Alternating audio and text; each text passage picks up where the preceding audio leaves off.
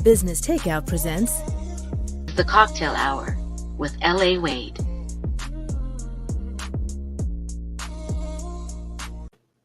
What's up, everybody? Oh, you digging my theme song? I was digging the opening. Yeah, I was just bouncing a little bounce. I'm telling you, people are sleeping on my theme song. I love my theme song. Welcome, everybody, to the Cocktale Hour. It's your girl, L.A. Wade, and I am here with the wonderful Chris Strikes, who we're going to come to know in just a moment. But before we get started, I want to give a shout out to Business Takeout, who presents the Cocktale Hour. And she is the woman behind Business Takeout is Banky Benjamin. And she has her own show on the platform that's coming back online soon. So everybody take care and look out for that as well. Business Takeout is this wonderful platform that really seeks to inspire Black wealth and Black entrepreneurship.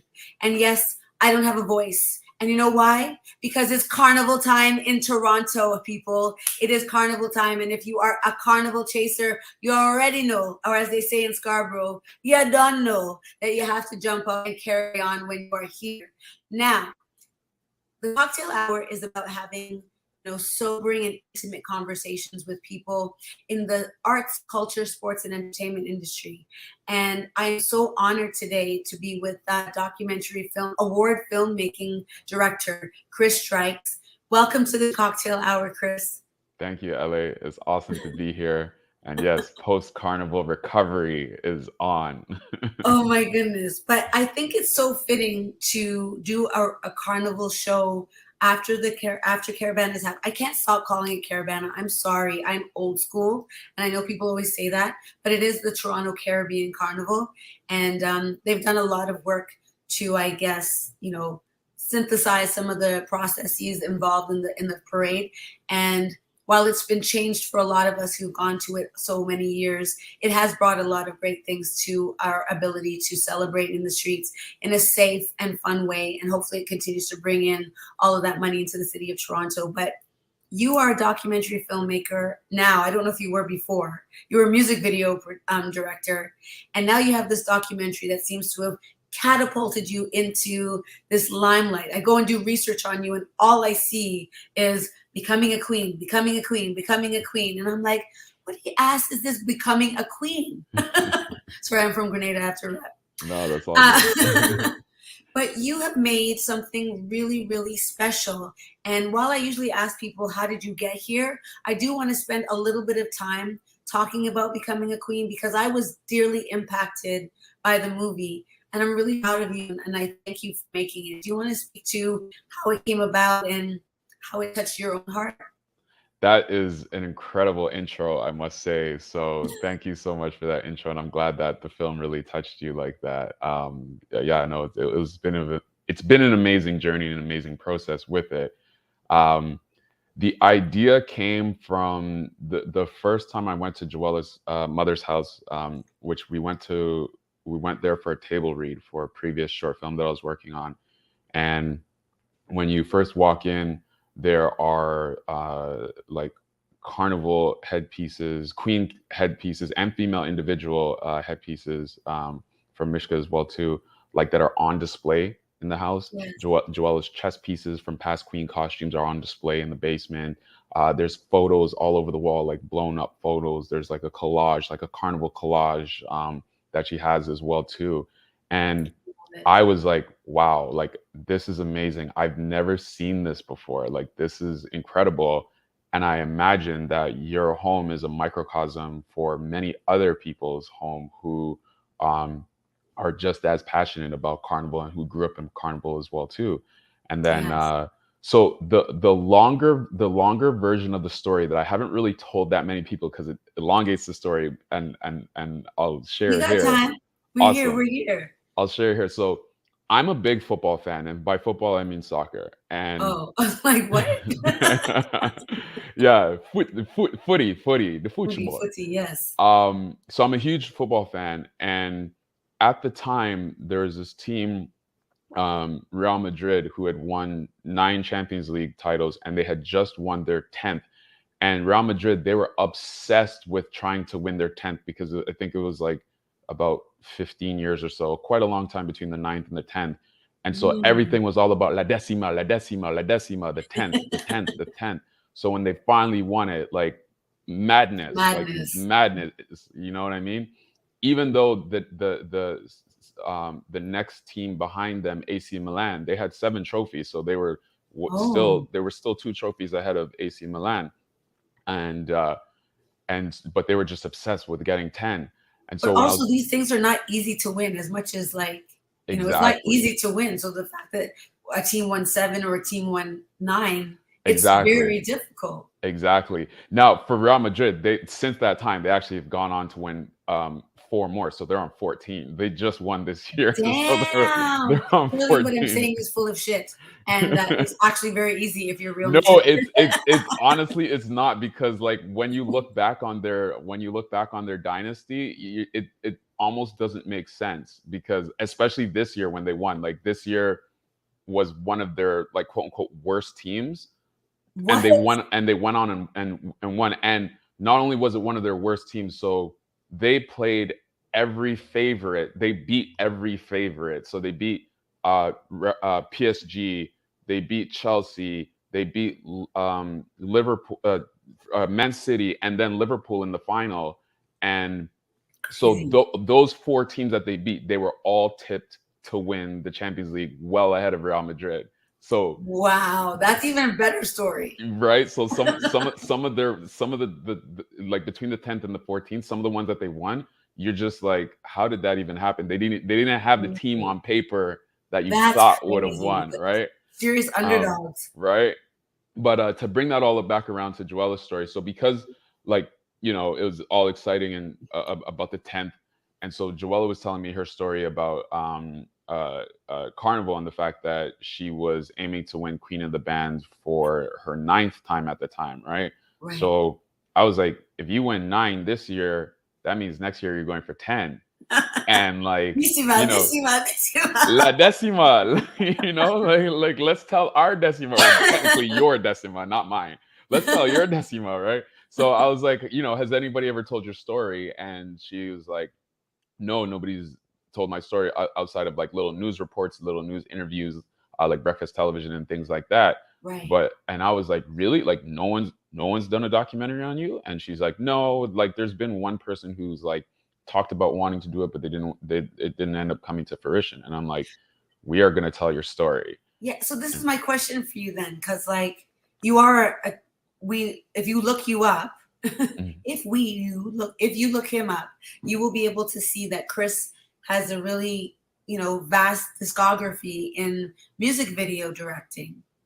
And Cardinal and Carlos Morgan and just even Classified and a whole bunch of people, Socrates, a bunch of people. And I'm just curious as to, did you always have a desire to tell stories through documentary filmmaking, and was music video making just something that you did as a step towards? Yeah, like, so for me, I want to do it all. Like I when I decided I wanted to get into film, it's like I want to do it all. I want to make music videos, because at the time, Little X, now known as Director X, Little X is making some of the dopest music videos, right? Yeah, and all the hot girls from Scarborough were in his video. Exactly, right? So I wanted to make music videos. I wanted to make films, both scripted and unscripted. And as well to commercials, which is another pursuit that I'm going after, is to direct commercials. So nice. Before becoming a queen, we like I actually had experience in shooting sort of like an informal, unofficial documentary, and that was with One Love T.O. Because he did a bus trip to DC for Barack Obama's inauguration in January 2009, and what was supposed to be you know, just capturing the trip and capturing the moment turned into like this impromptu documentary, because 2 out of the 3 buses got stuck at the border for 8 hours, because there was a red flag, a threat that the United States had against Somali people for whatever reason that day. Oh, wow. And on the other 2 buses, there were some Somali women as a part of the group. Right. Crazy. So unfortunately, you know, the 2 buses got stuck. The bus that I was on was the one that made it through. But then, like, as the thing turned into an ordeal, everybody got their cameras out. Right. Everybody got their cameras out and everything. So we collected Tyrone Edwards, aka T-Rex. We collected all the footage, and Brian Brock as well too collected all the footage and got me the footage. And I was like, yo, like we could probably do like a film here, because this is like a whole, like on the day that's supposed to be the most celebratory thing, on the day that like the first Black president of the United States is in office, like here we are still dealing with this racism at the border. Yes. Right. So we had the opportunity to do like an impromptu documentary. It screened at the Isabella Bader Theater in a private event. Media came out, so it was a really cool experience. Really great night. And then from there, like I'd been involved in other short documentary projects, the Black Experience Project, and then what's the other one? Hair Story.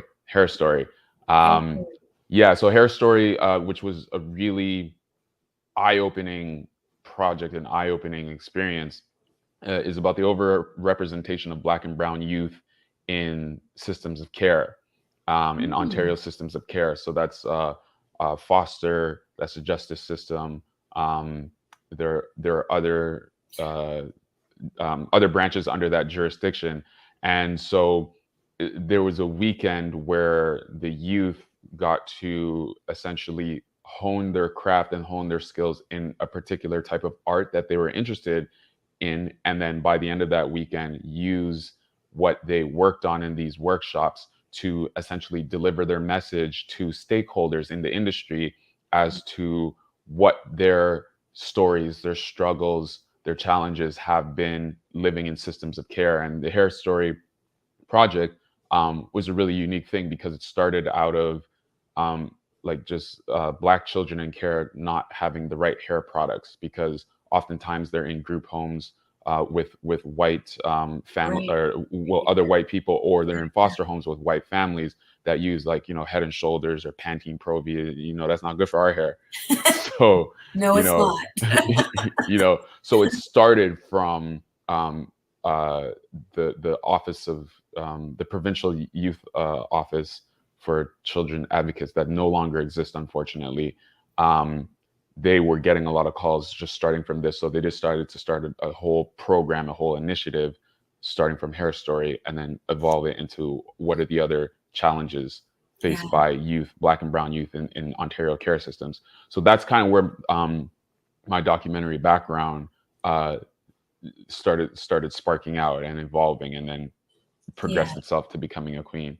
But it's really clear that you're very adept at telling stories. And I have this sneaky suspicion that it can be really any story, because you see the story in every situation. Would that be an accurate depiction of you?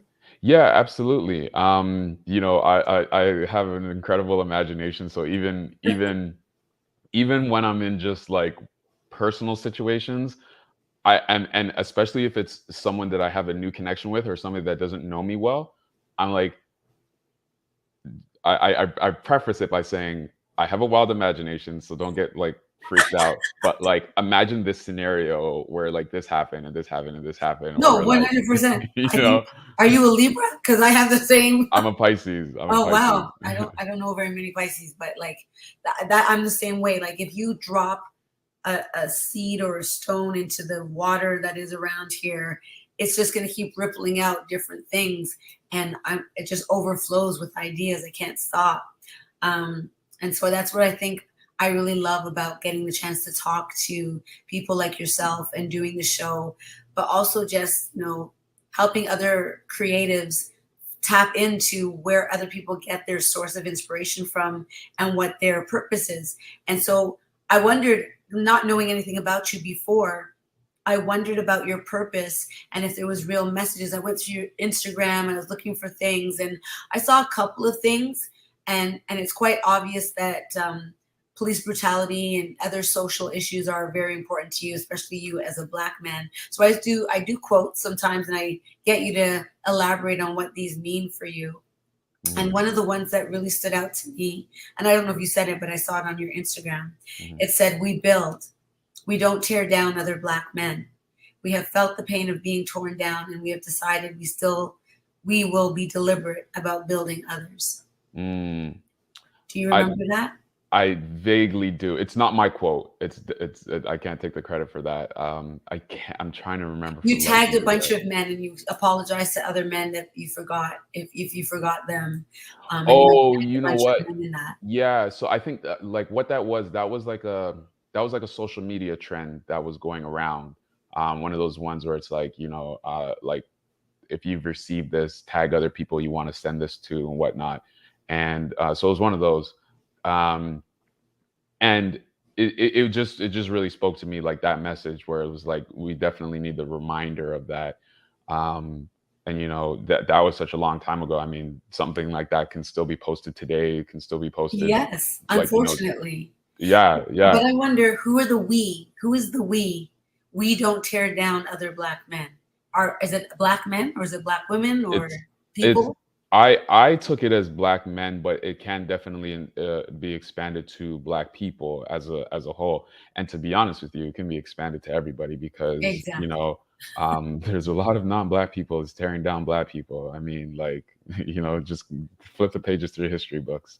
Exactly. Um, but yeah, no, it was a very powerful quote, and it was just one of those things that I really wanted to pass on to my brothers and share with them, and one of those things that I want to let them know that, like, I appreciate you in this way, and I appreciate, like, wanting to see you rise and help you build and whatnot. Yeah. So mhm. I like that a lot.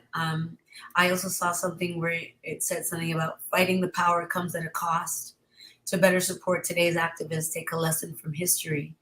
And that stood out to me for you as a filmmaker, because I was like, oh, maybe, there's a lot of that in why you do. And in that way, is filmmaking your purpose? Is it connected to your purpose? I think, as I mature, both physically through my age and then internally through spirit, um, I think my purpose is to educate and to share and exchange energies. Um, the tool that I have to do that with is film. So I wouldn't say that film is my purpose, but film is the tool to deliver my purpose. There's a photographer. There's a documentary about a photographer who talks about his camera being a weapon. Hmm. And I know this, but I can't remember what it is. So never mind. Uh, But yeah, no, it definitely can be, right? Like your camera can be a weapon, and it's interesting that it has the word shoot in it, and shoot right. can be associated to one tool, or shoot can be associated to another tool. And one tool is very destructive, and then another tool is very informative, very enlightening, very inspiring. So Yes. And I like that, especially with the Black men or Black women like myself behind the camera, because we disturb, our presence disturbs. It just, you show up and it's like it's already political. and and so when going back to becoming a queen, I remember hearing you talk in an interview that I was looking at about how much you wanted to make sure that the carnival was represented in a positive light, and you wanted to really stay away from the negativity. Can you speak to that for me? yeah, that was a very early intentional decision that, like, I didn't want to tell certain stories around carnival because which they exist, and it's not to say that they don't exist. And if somebody wants to tell that story, they can by all means tell that story. But for me, I wanted to focus on celebrating our community, and then celebrating our culture, and celebrating someone specific in our community and our culture. Um, to go back to the question of purpose, one of the purpose of, like, energy exchange is to celebrate, is to uplift. And one of the things as well too, that's really interesting, or that was really interesting in this journey, was um, there were a few people, a few decision makers or prominent people in the industry who wanted to see the negative sides of carnival. Um, What were the negative sides? well, just like carnival has a history of violence. That happens at the festival, or there's the history of, like, money mismanagement, or Oh, I you know see. Yes, e- those e- aspects. yeah, even just the fact that we call it carnival now versus caravana, like, that's a whole drama in itself, right? I um heard that this year. yeah, that's a whole drama in itself, because just to go on the history a little bit, Caravana was essentially taken away by the city and then rebranded as Toronto Caribbean Carnival, and I think Scotiabank first, but Scotiabank Caribbean Yes. Carnival. Yeah. So, and the reasons why it was, taken away, like that was a whole drama, it was a whole like lawsuit and things like that and stuff like that. And that's why, like, officially, when you're in official spaces, and it's funny because whenever I hear John Tory at a presentation for Carnival, for any viewers outside of He Toronto even that says don't know, Caravana. yeah, he always slips up and says Caravana. And so just any viewers outside of Toronto who don't know, John Tory is our mayor. He's been our mayor for, I don't know, feels like forever now. But he often slips up, even still, like this year at the presentation. I was at the launch too. I saw it. I heard him do it. He still slips up and still says Caravana. And, it's unfortunate for these types of things that we actually can't call it Caravana anymore, or like officially can't call it Caravana anymore, because Carnival is a very general term that, like, it could be in a Brazilian context, it could be in a European context. I find it misappropriates what the spirit of Caravana was to be for our community here. And Caravana referenced Toronto, right? Like nowhere else called Carnival Caravana. So that's the unfortunate thing, where it's like I remember even Ludacris has a line in the song about Caravana, and I think maybe even T-Pain as well too, if I'm not mistaken. But Ludacris has a line in Pimpin' All Over the World about Caravana as well too, right? Crazy. So, but just to bring it back to the positive sides of it. So those are all stories that can be told. But for me, I really wanted to focus on like celebrating somebody in our community, celebrating our culture, and as well too bringing understanding from the outside world into Carnival, why we do this, because a lot of people still look at Carnival and don't understand it, right? They still look at it and they don't understand. Like they're like, oh, it's cool. There's nice costumes and whatever, but like I can never like be in those skimpy costumes, or I can never whine like that. Or even on the flip side, some people, particularly men, just like, yo, we're going down on Lakeshore for the gal them, like, you know what I mean? Definitely. So, and I saw a lot of that. Right. And like there's an energy to, there's a purpose to this. There's an energy to this. There's a story or stories to this. So I think the more people understand that, the better, because also too, there is the issue of like storming that I know Carnival's spent years and years trying to deal with, and trying to like get people to respect the mass as well too. Yes. I think it was in your documentary where I was listening to somebody was talking, I think it was Joella that was talking about it being seen as an arts and craft type thing versus like fine art. She has a fine arts degree or something like that. Yeah. I remember that. That stood out to me also when she mentioned that. The documentary was very well done, and in the spirit of what we're talking about, for those entrepreneurs and up and coming filmmakers, I wonder about how important a documentary filmmaker to remain biased during the filmmaking process versus being like what's the difference between like a journalistic, scientific, I guess, endeavor of what you're unraveling and what you leave out, what you leave in. How, in the same way of like fine art or craft, like what are we actually doing when we're doing documentary filmmaking? I mean, I guess it just depends on what you're trying to do with the story when you first decide you want to tell it, right? Specifically with becoming a queen, I decided that I wanted this to be like following Joella, like following her process. One of my inspirations that I modeled this film after is the I Am Bolt film, where I saw that one too. And I remember the first time I watched that film, it was just really profound on me, where it's like just following Usain Bolt and seeing like his process, seeing just stuff of him just lying down. And like chilling on the couch and whatever, and you know, and the conversations that happened amongst him and his people. The mundaneness of greatness. Exactly. Meanwhile, you still have these outside voices to say like he's the fastest man ever, or like wow, he's such an influence on Jamaica, and like every like, you know, the people, like he represents the people now and all that stuff, right? Yeah. So Oh wow. I took that sort of structure with I can becoming a see. queen. Yeah, because I really love how that film celebrated Usain Bolt. You know what I mean? It really celebrated him, and it there wasn't, outside of like the Justin Gatlin sort of Yeah, yeah. storyline. There wasn't really too much like There wasn't conflict, controversy. or it wasn't controversial Yeah. and things like that, right? So and I like that. I appreciate that.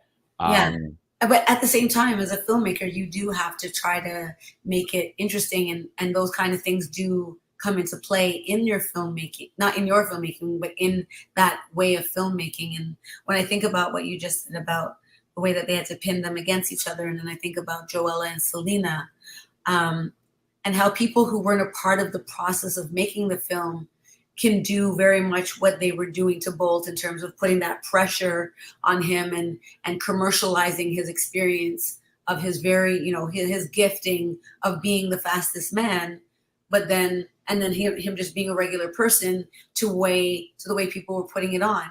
And when Joella said in the film, I quoted her here, when I started to win more, I felt unwelcomed. mhm. And she said something about wanting to share in her win, sharing her win, but she couldn't because of that other factor. And Yeah, so that became the teasing. But it was, I mean, even in that, it was almost like an internal dialogue that maybe we're all having with ourselves. It wasn't really something that our community was doing to her, or, we all have that drive to be competitive, yeah, yeah. and everybody wants to win, Exactly. right? And yeah, there's like maybe like a little bit of loneliness, like Oh, I saw that. as you get into as you become more successful, right? Um, we've heard rappers with some variation of the line, it gets lonelier on top, Yeah, right?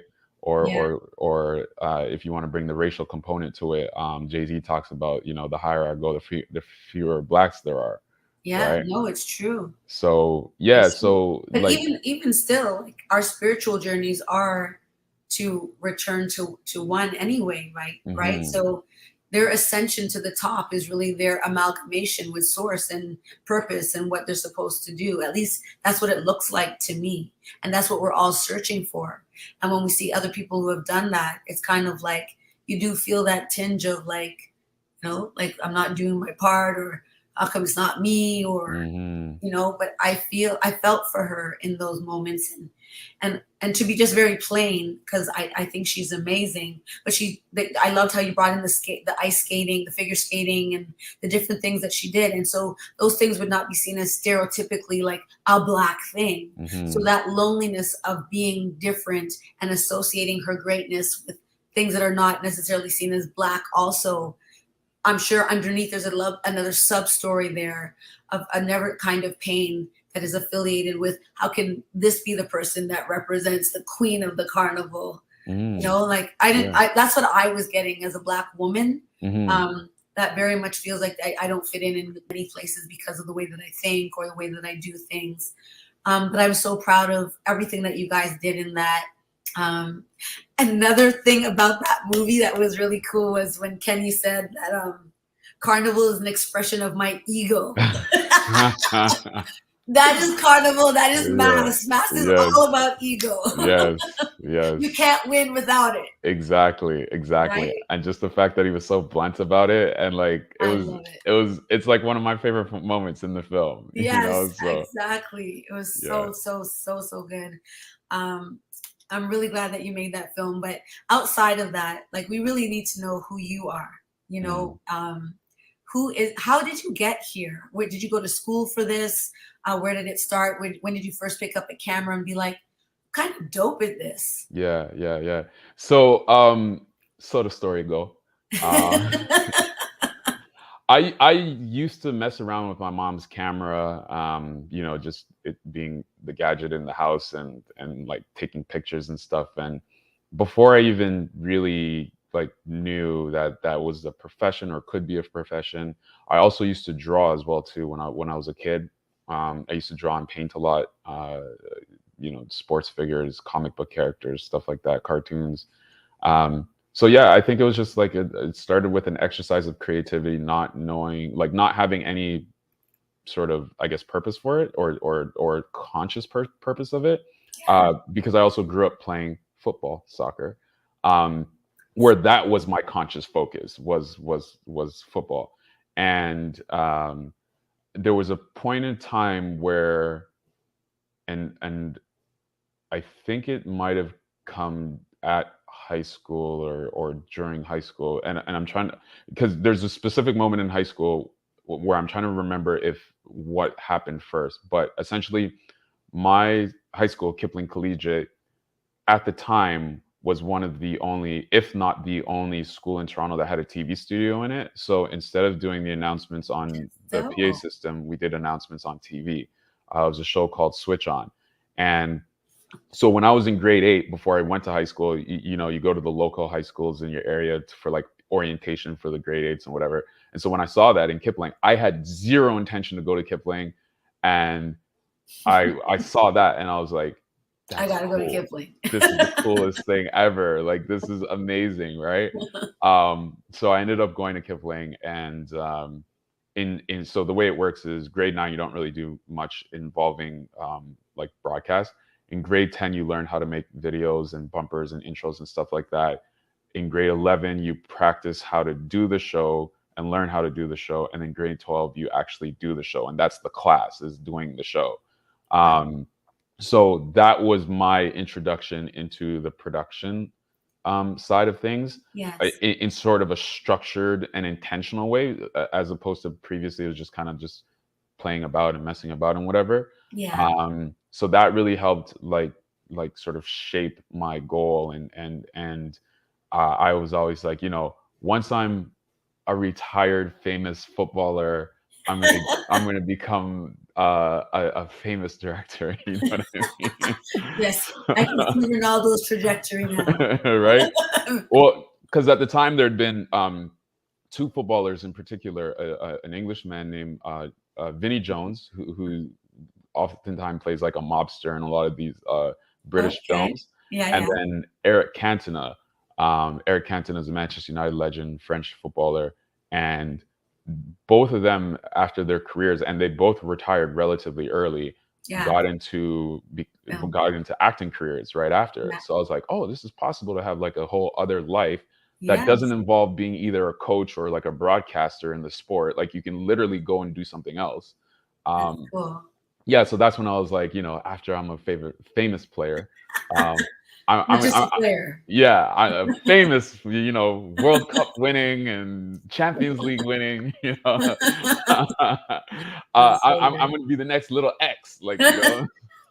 You are the next Chris Strikes. What are you talking about? X has a very specific way of doing what he does, and he's amazing. And he's like our breakout guy. He's like our Drake of the film world. Exactly. Right? Exactly. Yeah. But like a lot of people that came from Toronto that go to the States and do a lot of great things have gone on to do great things, but not necessarily on a mass scale. So are you looking for mass, or are you looking for independent?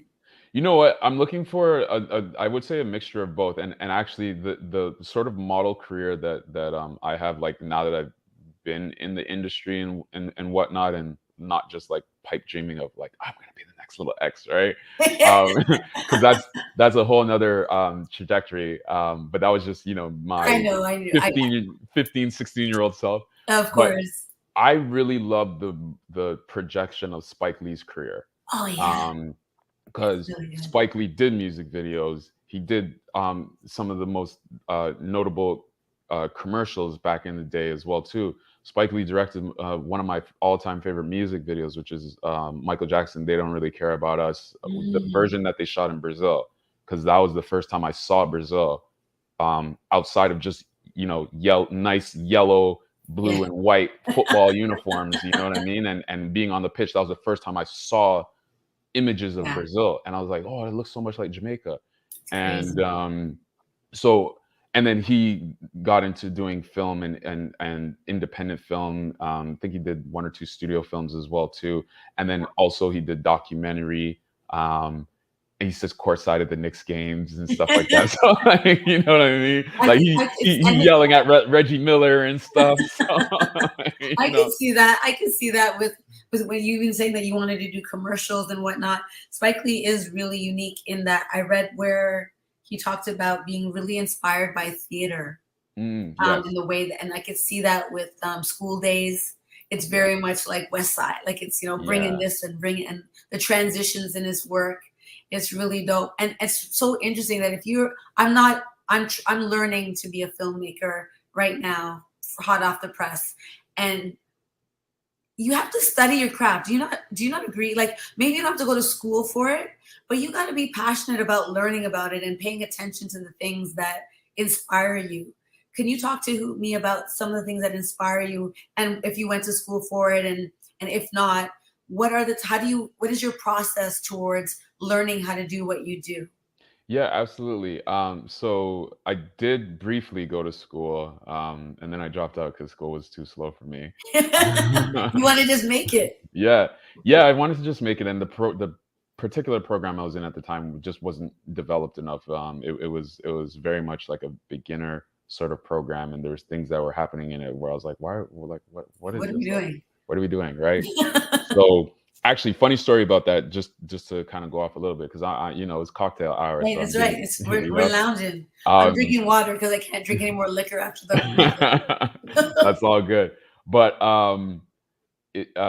I had dropped out of college like after about a year or a year and a bit, and but I didn't tell anybody. I only told 2 people, and the only 2 people that I told were the 2 people that needed to sign off on me dropping out, and which was the dean and the assistant dean. And they were like, why do you want to drop out? Like you're one of the best students I've seen since being at this school. And I'm just like, well, it's just not fast enough for me and all that stuff, right? Or it's just too slow for me. So I didn't tell anybody, didn't tell any of my friends or anything like that. And the reason why I did that was at the time I was saving up to buy my own iMac and editing software and stuff. So because I didn't have access to that at home, I would just go overnight to school because the computer lab had 24-hour access, and they didn't cancel my card yet. My card kept working for like a whole like year and a half after. So crazy. I would go like late night and like learn how to edit, and like even would have like projects where I'd shot them and then bring them to school. I remember like shout out Taj Crislow, Maximus Entertainment. I was shooting his parties back in the day, and like we had editing sessions in my school. That's so dope. You know what I mean? Oh my gosh, I need Taj. I want to interview Taj because he's been connected to X and that whole scene on the peripheral way. Yeah, they came up together. He needs to get his flowers, man. Yeah. He needs to get his flowers. Taj is definitely somebody that needs to be celebrated in the city, in the country. You know what I mean? In the industry. But yeah, so like I hadn't told anybody that I dropped out, and people slowly started catching on because sometimes I'd be there overnight to all up to like 8 in the morning when the next class is about to start. And then it's like, oh shoot, I got to get out of here before I get caught. And then like sometimes like people would see me be like, hey, what are you doing? Like, I haven't seen you in a minute. How come you're not in class? And I'm like, yo, man, I just, I'm busy working, like, and after a while, people eventually like caught on and whatnot. But by the time they did, I was able to afford to buy my iMac, so I didn't have to do all that anymore. Oh my gosh. Yeah, that's so when you talk about like the inspiration, some of the inspiration is that drive, right? Is that drive to be able to do sometimes like whatever it takes within reason to really start honing your craft and your skill. Back in those days, I was reading articles about how to edit because this was pre-YouTube, or when YouTube was just starting to pop off, and the videos were just still cats and babies and stuff like that. It wasn't like Final Cut Pro tutorial, like it wasn't these kind of things yet on YouTube. So I would read articles of how to work these programs and whatnot. Wow. Studying film is definitely important, like watching film. I'm not as good all the time at watching film just because I just don't have the time. Yeah, it's just so difficult. I have to schedule at least one movie a week now. Yeah, like I try to do, like I've been trying to watch Maverick for like a month now. And like every time I think about I'm gonna watch Maverick, something comes up and I'm like, shoot. And then like it's like, do I okay, it's not working to go to the nighttime screening. Like, should I go to like a matinee Right. screening, like a 1 o'clock Oh, screening? yeah. And then it's like, nope, It never happens. never a chance for that. But you got to do it because I'm just going to shout out Sheldon Shaw from Potential Films right now because he did a documentary called This Is for Toronto. Mm-hmm. And you can go look it up after. But anyway, he made a point of saying that part of his process has to be watching the genre of whatever it is that he is working towards. Yeah. So he takes a lot of time. Part of his process is watching films. Yeah. And it depends on what he's working on and where his mind's at the time, that's what he'll do. So I took that advice and I've been watching so many documentaries because I recognize that that's really where I want to go. I do want to write the next Insecure.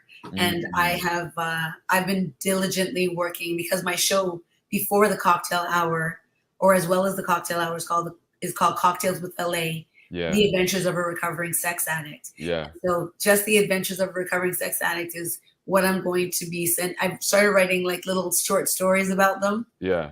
It's pretty funny. That sounds awesome. That sounds awesome. And like, you know, you could see a little bit of that, or a little bit of, I guess, of that topic in two shows that I really love.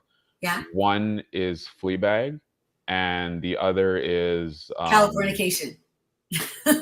Yes, but I wasn't thinking about that. But yes, that is I wasn't thinking about that because I forgot about that show. But yes, you're right. You're absolutely right. Dear White People is another one. Oh yes. Yeah, because I remember the main character, she was caught between the two guys. Yes. Dear White People, but more accurately was what was the Netflix series that Spike Lee just did a couple years ago? Oh yeah, She's Gotta Have It. She's Gotta Have It. Yeah, that's more what I was thinking of over Dear White People. But yes. She's Gotta Have It. Fleabag, yeah, I thought of I watched that too, and these are the things. And oh man, we'll talk offline about that. Anyway, that's really dope. Yeah. I wanted to ask you about memberships for and does every business, everybody that's a creative, do you think that they should have a production company that they incorporate? And membership fees, like what membership should they be thinking about? Yeah, so that's a two-part question. So yes, should every creative have a business? Yes. Should they get incorporated? Talk to your accountant about that, because that is like, you can still be a sole proprietor and have your business and not need to get incorporated. But the decision on whether to get incorporated has a lot to do with your income. So my answer to that would be like, if you have an accountant, talk to an accountant about that. That's great. There are certain grants, though. For example, Hot Docs Cross Currents funds, which supported Becoming a Queen. So there's certain grants like that you actually do have to be incorporated in order to get the grant. So it's like, when you get the grant, if you're not already incorporated, then they hold on to the money until you get incorporated, and then you show them your documents and stuff, and they're like, okay, boom, here. Yeah. But also too, the difference of incorporation does come with a higher expense than just being a sole proprietor, higher sort of upfront expenses that then sort of revert back to you in tax breaks. Yes. So again, it's not something that's necessarily for everybody. It's something for an accountant to or a financial advisor to advise one about if they should incorporate or not. But those are a couple of the benefits. Okay. And the other part of your question was the memberships. Yeah, I think it's important to subscribe to memberships. It can add up and it can get pricey and stuff like that. So that's always something to take into consideration, which is very understandable. I am recently, like within a year or maybe just over a year, a member of the Doc Institute as well too. Okay. So in terms of documentary filmmakers, that's a good place to be a member of. Yeah. Being a member also too of the Canadian Screen Academy and is another good one as well too. And these programs, these memberships or these bodies, organizations, they do come with a lot of benefits in terms of like workshops and seminars, and then give you the scoops of different grants or different programs, incubator programs and stuff that help develop your career and develop your craft and stuff like that. So there's a number of these different memberships. BSO is another one, a new one that popped up, or newer one, I should say, Black Screen Office. Nice. To learn about all things Black going on in the Canadian film industry, film and television industry. So yeah, these memberships are important to look at, not just for personal development, but also too as a place of community, of where you can ask questions, where you can meet people, network with people once they start doing more in-person things, but even online as well too. So Yeah, that's yeah. great. That's great information. Give me one lesson that was the hardest one you've had to learn, like a mistake that you learned during your filmmaking and what you did to recover from it. Ooh, wow, that's a good question. That's a really great question. I think so I wouldn't call this a mistake, but it's something that so many people advise against, but I wouldn't call this a mistake because it depends on your mindset. But I'll just say a lot of the times, or conventional wisdom or old school wisdom is like, never use your own money into your film projects, right? Yes. Which 90% of the time I would agree with, right? But if I didn't add my own funds to my projects, Becoming a Queen wouldn't exist, right? We wouldn't be talking right now, right? So well, we might. Still made music videos. This is true. This is true. So that's I won't say a mistake, but that's something that I want to be able to limit more and more and more as I go through in my career, is just being able to use other people's money. Right. I mean, it's there. Exactly. Use other people's money. But yeah, I don't look at it as a mistake, but I look at it as one of those things that like people will be like, you shouldn't have done that. You shouldn't have did that. But it's like like Freddie Van Vliet says, man, bet on yourself, man. Bet on yourself. Yeah, right? Or homeboy was like, I don't shoot to miss. Like, exactly. Like, what is this, practice? Exactly. Okay, second last question. How has filmmaking informed you in the type of man you are, or the type of man you want to be? It hasn't. That's important. Tell us why. It hasn't. And the reason, again, goes back to that question of the purpose. Yes. Where like filmmaking is my tool, but like the purpose is to share and to exchange and to educate, right? So I think my spiritual practice has informed how I want to be as a man, as a person, as a being in this world. Film is a way that I can communicate that in a certain type of channel, but I don't know if I would look at film to say that film is dictating to me the type of person that I want to be. That's very much in my spiritual practice, and that's very much in my interactions within my community of friends, or just this community of this world. I love that. Okay, so the last question is, I always ask people this question, and it is, what do you still thirst for? And when I say people, they really like undercut this. I'm talking about thirsty. Like, you was well thirsty for this thing, so you would almost do anything to have it. I was about to say water, because it's getting real hot in my apartment and I'm getting real thirsty right now. So as soon as you said that, I was like, man, I could use some water right now. Let me just take a drink right now and mind my business. Exactly, right? Exactly. What do I thirst for? I thirst to travel the world and to see more of the world that I haven't seen, to be able to hear more stories, even if it's a story that like I can't bring to screen. I thirst to just hear more stories from around the world. Go to corners of the world that my friends, my peers haven't been to, or that I don't hear too much from. One of my dreams is to take a 6 to 12 month sabbatical and just go through as much as Africa as I possibly can. Do it. Yeah, it's something that we've been talking about to potentially do for about 2025. I want to try to do it before the 2026 World Cup.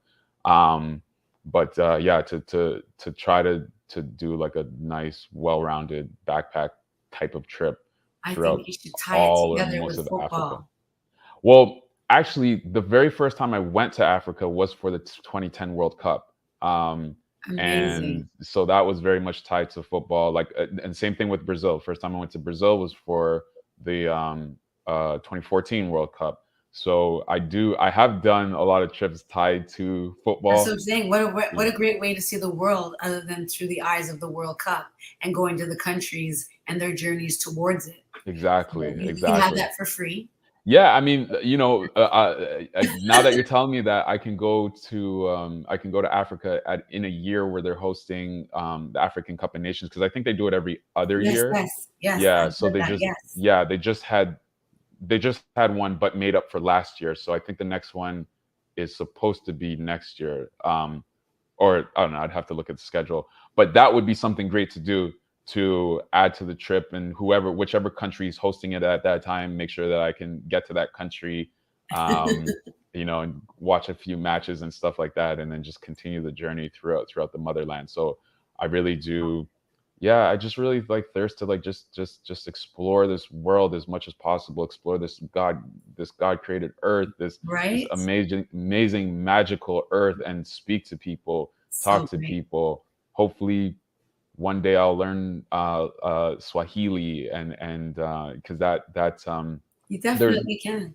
yeah, there's a movement within parts of Africa where they're trying to have Swahili be sort of the continent-wide language. It's like Really? it's like the youth, that like the next The generation. key Swahili is the Yeah, yeah. You mm. can take a course at U of T.